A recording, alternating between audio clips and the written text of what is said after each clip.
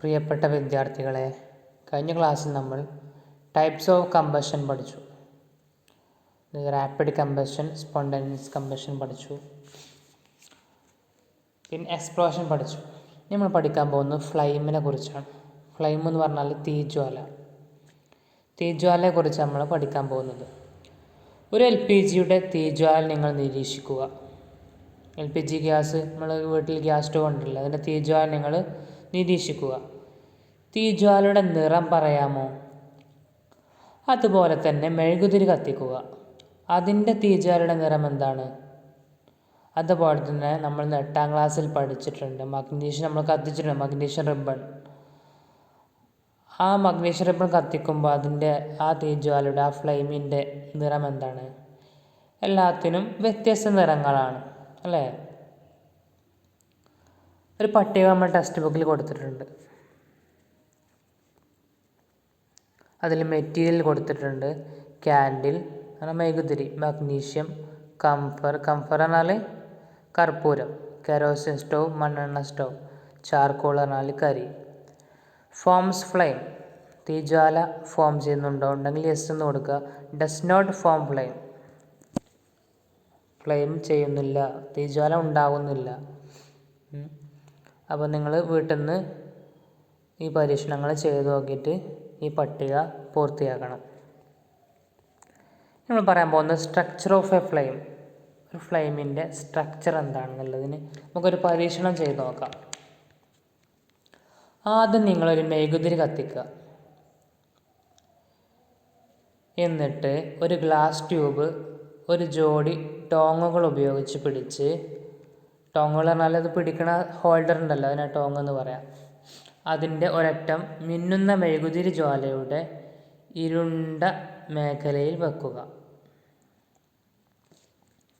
മെഴുകുതിരിയുടെ ഇരുണ്ട മേഖലയിൽ ഈ ഗ്ലാസ് ട്യൂബ് വെക്കുക.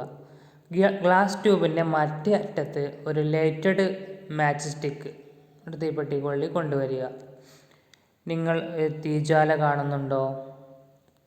അങ്ങനെയാണെങ്കിൽ എന്താണ് ഒരു തീജ്വാല പ്രൊഡ്യൂസ് ചെയ്യുന്നത്? അതുപോലെ തന്നെ ചൂടായ തിരിക്ക് സമീപമുള്ള മെഴുക് വേഗത്തിൽ ഉരുകുന്നത് ശ്രദ്ധിക്കുക. ഇവിടൊക്കെ എന്താണ് സംഭവിക്കുന്നത്?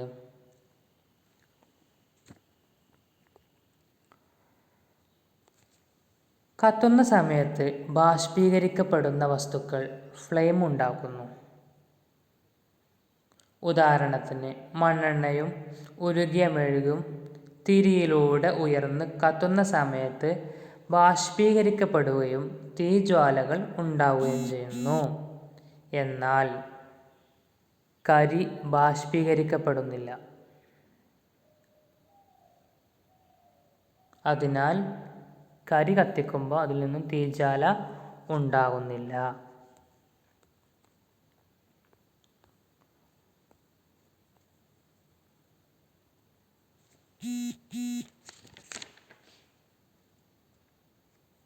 ഒരു മെഴുകുതിരിയുടെ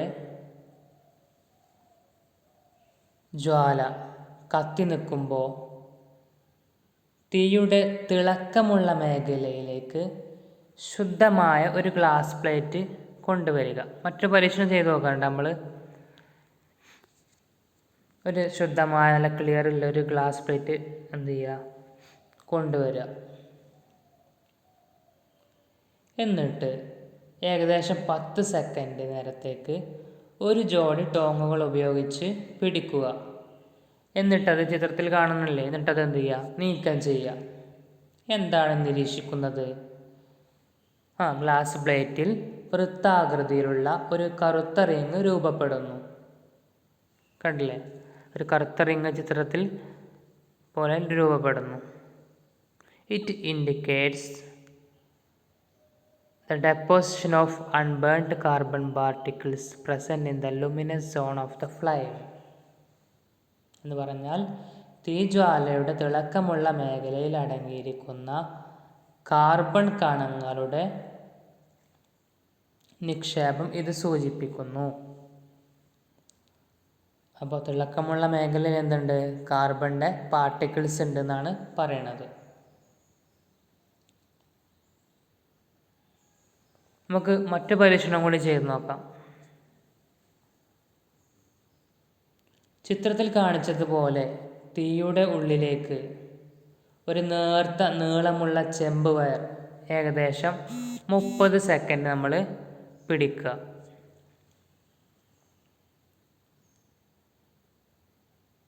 എന്താ സംഭവിക്കുക? തീജ്വാലക്ക് തൊട്ടുപുറത്തുള്ള ചെമ്പ് കമ്പിയുടെ ഭാഗം ചുവന്ന് ചൂട് വരുന്നത് ശ്രദ്ധിക്കുക. തീജ്വാലയുടെ നോൺ ലൂമിനസ് സോൺ, അതായത് തിളക്കമില്ലാത്ത മേഖലയ്ക്ക് ഉയർന്ന താപനില ഉണ്ടെന്ന് ഇത് സൂചിപ്പിക്കുന്നുണ്ടോ? ഈ ഭാഗമാണ് തീജ്വാലയുടെ ഏറ്റവും ഹോട്ടസ്റ്റ് പാർട്ട് എന്ന് പറയുന്നത്. ഇതാണ് തീജ്വാലയുടെ ഏറ്റവും ഹോട്ടസ്റ്റ് പാർട്ട് എന്ന് പറയുന്നത് ഈ ഭാഗമാണ്, ചൂട് കൂടിയ ഭാഗം.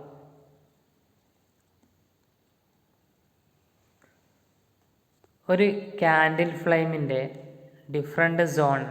വ്യത്യസ്തമായ ഭാഗങ്ങൾ നമ്മൾ പരിചയപ്പെടുകയാണ്. ഒരു മെഴുകുതിരിയുടെ തീജ്വാലയുടെ വ്യത്യസ്തമായ ഭാഗങ്ങളാണ്. അതിൻ്റെ ഹോട്ടസ്റ്റ് പാർട്ട് ചിത്രത്തിൽ കാണുന്നില്ലേ ഹോട്ടസ്റ്റ് പാർട്ട്? അതേപോലെ മോഡറേറ്റ്ലി ഹോട്ട്,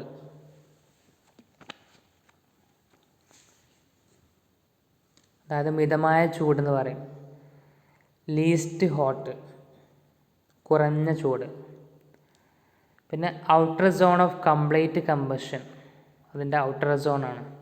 അതുപോലെ middle zone of partial combustion, അതിന് യെല്ലോ കളറായിരിക്കും. അതേപോലെ ഔട്ടർ സോൺ ബ്ലൂ കളറായിരിക്കും. പിന്നെ innermost zone of unburned wax vapours, അതിൻ്റെ കളറ് ബ്ലാക്ക് ആയിരിക്കും. നമ്മൾ മെഴുകുതിരി കത്തിച്ചിട്ട് നമ്മളതിൻ്റെ പരീക്ഷണം വീട്ടിൽ നിന്ന് ചെയ്ത് നോക്കുക.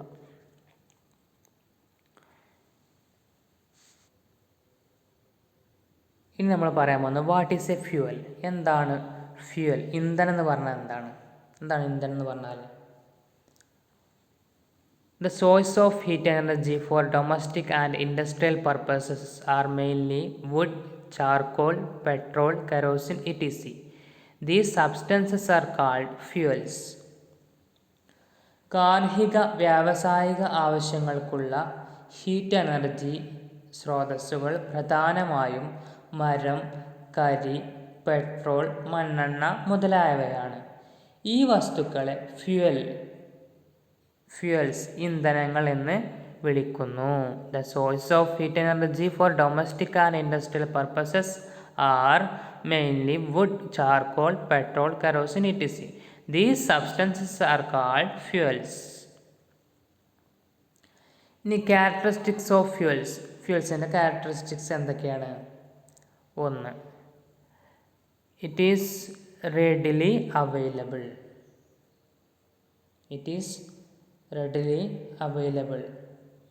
എളുപ്പത്തിൽ ലഭ്യമാകണം.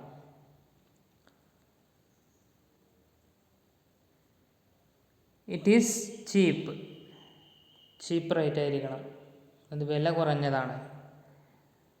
ഫ്യൂവലിൻ്റെ ക്യാരക്ടറിസ്റ്റിക്സാണ് പറയുന്നത്. 1. റെഡിലി അവൈലബിൾ ആണ്. 2. ചീപ്പാണ്, അതായത് എളുപ്പത്തിൽ ലഭ്യമാവുന്നതും വില കുറഞ്ഞതുമാണ്. 3. It burns easily in air at a moderate rate. മിതമായ നിരക്കിൽ ഇത് എളുപ്പത്തിൽ കത്തുന്നു.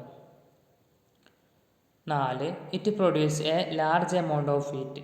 ഇത് വലിയ അളവിൽ ചൂട് ഉൽപ്പാദിപ്പിക്കുന്നു. 5. It does not leave behind any undesirable substances. ഇത് ഏതെങ്കിലും വസ്തുക്കളെ ഉപേക്ഷിക്കുന്നില്ല.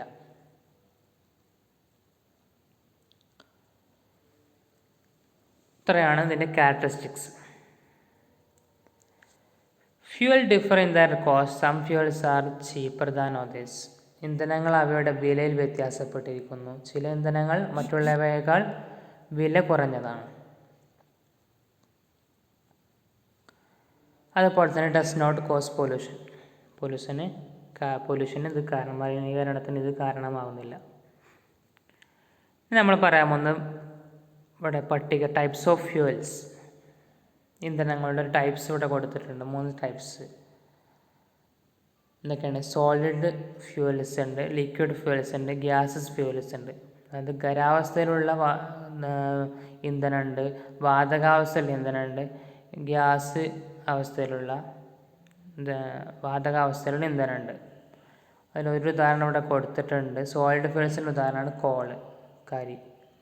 ലിക്വിഡ് ഫ്യൂവൽസിൻ്റെ ഉദാഹരണമാണ് കെറോസിൻ ഓയിൽ, മണ്ണെണ്ണ. ഗ്യാസസ് ഫ്യൂവൽസിൻ്റെ ഉദാഹരണം നാച്ചുറൽ ഗ്യാസ്.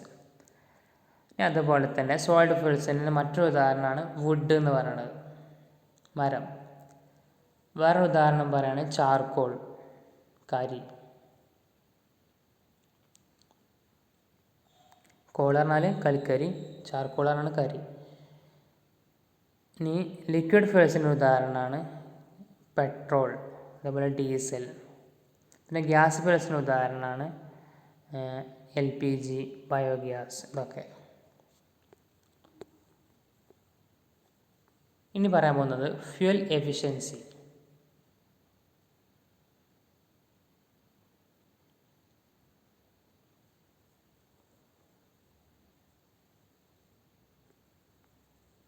ചാണകം, കൽക്കരി, LPG എന്നിവ ഉപയോഗിച്ച് ഒരു നിശ്ചിത അളവിൽ വെള്ളം തിളപ്പിക്കാൻ ആവശ്യപ്പെട്ടാൽ നിങ്ങൾ ഏത് ഇന്ധനമാണ് ഇഷ്ടപ്പെടുക? എന്താണ് അതിന് കാരണം? നമ്മൾ LPG ആണ് ഇഷ്ടപ്പെടുക അല്ലേ? എന്താ അതിന് കാരണം? പെട്ടെന്ന് തിളക്കും. ഈ 3 ഇന്ധനങ്ങൾ ഒരേ അളവിൽ താപം ഉൽപ്പാദിപ്പിക്കുന്നുണ്ടോ? ഇല്ല, വ്യത്യസ്ത തരത്തിലാണ് ഇവ താപം ഉൽപ്പാദിപ്പിക്കുന്നത്. 1 കിലോ ഇന്ധനത്തിൻ്റെ പൂർണ്ണ ജ്വലനത്തിലൂടെ ഉൽപ്പാദിപ്പിക്കപ്പെടുന്ന താപോർജ്ജത്തെ അതിൻ്റെ കലോറിക് വാല്യൂ എന്ന് പറയുന്നു. The amount of heat energy produced on complete combustion of 1 kg of a fuel is called its calorific value. 1 kilo ഇന്ധനത്തിൻ്റെ പൂർണ്ണ ജ്വലനത്തിലൂടെ ഉൽപ്പാദിപ്പിക്കപ്പെടുന്ന താപോർജ്ജത്തെ അതിൻ്റെ കലോറിക് വാല്യൂ എന്ന് പറയുന്നു. The calorific value of a fuel is expressed in a unit called kilojoule per kg, kj per kg. അതായത് ഒരു ഇന്ധനത്തിൻ്റെ caloric value ഒരു യൂണിറ്റിൽ express ചെയ്യുന്നു. ഈ യൂണിറ്റിനെ kilo joule per kj per kg എന്ന് വിളിക്കുന്നു. ഇനി കുറച്ച് ഫ്യൂവൽസും അതിൻ്റെ കലോറിഫിക് വാല്യൂ താഴെ കൊടുത്തിട്ടുണ്ട്. കൗഡങ് കേക്ക്, അതിൻ്റെ കലോറിഫിക് വാല്യൂ 6000 മുതൽ 8000 വരെയാണ്. വുഡിൻ്റെ കലോറിഫിക് വാല്യൂ 17000 മുതൽ 22000 വരെയാണ്. കോളിൻ്റെ കലോറിഫിക് വാല്യൂ 25000 മുതൽ 33000 വരെ. പെട്രോളിൻ്റെ 45000, kerosene 45000, diesel 45000, methane 50000, CNG 50000, LPG 55000, biogas 35000 മുതൽ 40000 വരെ. ഹൈഡ്രജൻ്റെ 1,50,000. ഇതാണ് ഇതിൻ്റെ കലോറിഫിക് വാല്യൂ എന്ന് പറയുന്നത്. ഇനി burning of fuel leads to harmful products. ഇന്ധനങ്ങൾ കത്തിക്കുന്ന ദോഷകരമായ പ്രൊഡക്ട്സിലേക്ക് നയിക്കുന്നു, ദോഷകരമായ ഉൽപ്പന്നങ്ങളിലേക്ക് നയിക്കുന്നു. വർദ്ധിച്ചു വരുന്ന ഇന്ധന ഉപയോഗം പരിസ്ഥിതിയെ ദോഷകരമായി ബാധിക്കുന്നു. എങ്ങനെയൊക്കെയാണ് ദോഷകരമായി ബാധിക്കുന്നത് പരിസ്ഥിതിയെ? അതിൽ ഒന്നാമത്താണ് പറയണത്, carbon fuels like wood, coal, petroleum release unburned carbon particles. These fine particles are dangerous pollutants causing respiratory diseases such as asthma. മരം, കൽക്കരി, പെട്രോളിയം തുടങ്ങി കാർബൺ ഇന്ധനങ്ങൾ കത്തിക്കാത്ത കാർബൺ പാർട്ടിക്കിൾസിനെ റിലീസ് ചെയ്യുന്നു. ഈ കാർബൺ പാർട്ടിക്കിൾസ് അപകടകരമായ മലിനീകരണങ്ങൾ ഉണ്ടാക്കുന്നു. ഇത് ആസ്മ പോലുള്ള റെസ്പിറേറ്ററി രോഗങ്ങൾക്ക് കാരണമാകുന്നു. നൂറ്റാണ്ടുകളായി മരം ഗാർഹിക വ്യാവസായിക ആവശ്യങ്ങൾക്കായി ഒരു ഇന്ധനമായി ഉപയോഗിച്ചിരുന്നു.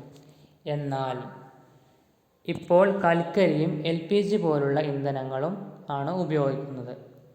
നമ്മുടെ രാജ്യത്തിൻ്റെ പല പ്രദേശങ്ങളിലും വിറകിൻ്റെ ലഭ്യതയും അതുപോലെ തന്നെ കുറഞ്ഞ ചെലവും കാരണം ആളുകൾ ഇപ്പോഴും മരം ഒരു ഇന്ധനമായി ഉപയോഗിക്കുന്നുണ്ട്.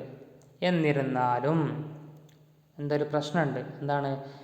വിറക് കത്തിക്കുന്ന ധാരാളം പുക ഉണ്ടാകുന്നു. അത് എന്തിന് കാരണമാകുന്നു? മനുഷ്യർക്ക് വളരെ ദോഷകരമായ പ്രശ്നങ്ങളുണ്ടാകുന്നു. മരങ്ങൾ അത് മാത്രമല്ല, മരങ്ങൾ ഇന്ധനമായി ഉപയോഗിക്കുമ്പോൾ ഒരുപാട് മരങ്ങൾ മുറിക്കേണ്ടി വരുന്നു.